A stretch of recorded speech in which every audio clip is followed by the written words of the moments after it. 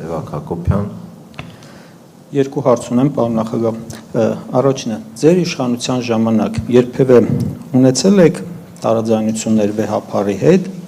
եւ եղել է ցանկություն, որ մեկ ուրիշը դառնա ամենայն հայոց կաթողիկոս։ Եթե եղել են տարաձայնություններ, ինչպես են հարթվել, խնդրում եմ ասեք։ Եվ երկրորդը, անդրադարձ կատարեցիք դատական համակարգին, բայց հիմա հնչեցնեմ այս հարցը։ Տեսնում եք, թե ինչ վիճակի է հասել դատական համակարգը, դատավորները ահաբեկված են, որոշները դարձել են իշխանության կամակատարները, չնայած որ իշխանությունը կարծես նրանց անկախության եւ կոռուպցիայից զերծ պահելու համար լավ վճարում է, 3 անգամ կարծես բարձրացրել է աշխատավարձերը, ինչ լուծում եք տեսնում նախորդ ժամանակահատվածից նաեւ ելնելով, ինչպես նաեւ հաշվի առնելով, որ անմիջականորեն առնչվել եք, ենթարկվել հետապնդումների։ Ինչ պետք է անել, ինչ եք անելու դուք, ինչի սպասեն դատավորները ձեր ընտրվելու դեպքում։ Դատական համակարգից սկսեմ, այնինչ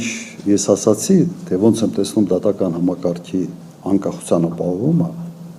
ենթադրում եմ, որ յուրաքանչյուր արժանապատվություն ունեցող դատավորը երազում է այդպիսի համակարգ ունենալու համար, որ ինքը մեկ մարդու քմաչուկից կախված չլինի։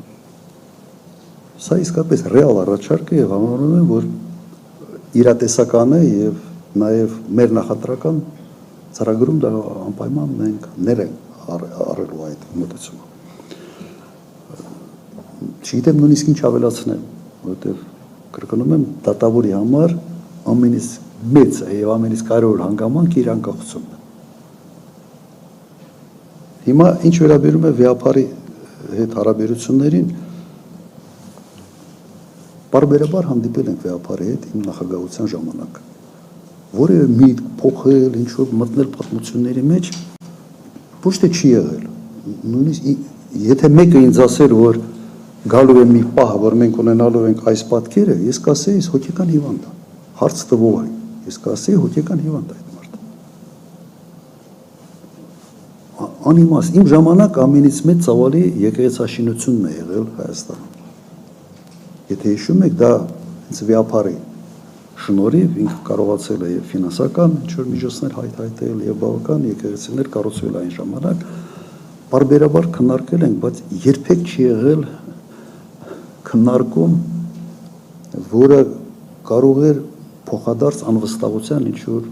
բան ձևավորել, մթնոլորտ, երբեք չի եղել։ Հակառակը, միշտ ասում է ինչա պետք, ինչով կարակ օգնենք։ Ես ինքս հորդորում էի, որ այսքան նոր եկեղեցիները լավա որ անում եք, բայց այն մեր պատմական եկեղեցիների վրա մի քիչ ավելի մեծ ուշադրություն դարձրեք, նաև այդ ռեստորացիայի բանի տեսանկյունից, այդ կարգի խոսակցություններ են եղել։